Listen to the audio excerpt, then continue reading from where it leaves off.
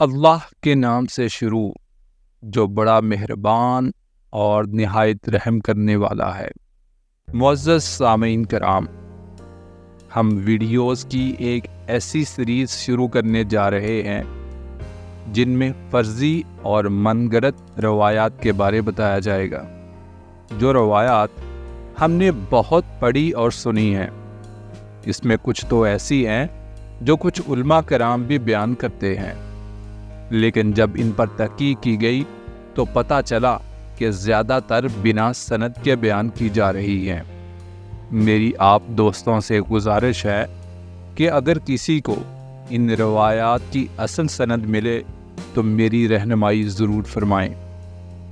تاکہ میں بھی اس گناہ سے بچ سکوں، کیونکہ اگر کوئی ایسی بات جو ہم نے آقا صلی اللہ تعالی علیہ وآلہ وسلم کے نام سے کہی اور وہ سچ نہیں تو اس کا انجام جہنم ہے، جیسا کہ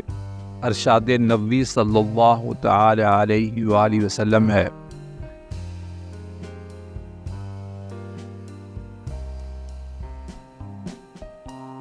سلمہ بن اکوع رضی اللہ تعالی عنہ بیان فرماتے ہیں کہ میں نے رسول اللہ صلی اللہ تعالی علیہ وآلہ وسلم کو یہ فرماتے ہوئے سنا کہ جو شخص میرے نام سے وہ بات بیان کرے جو میں نے نہیں کہی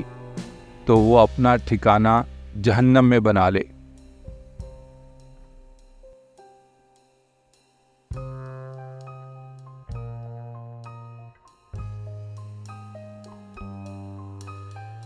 اللہ تعالیٰ سے دعا ہے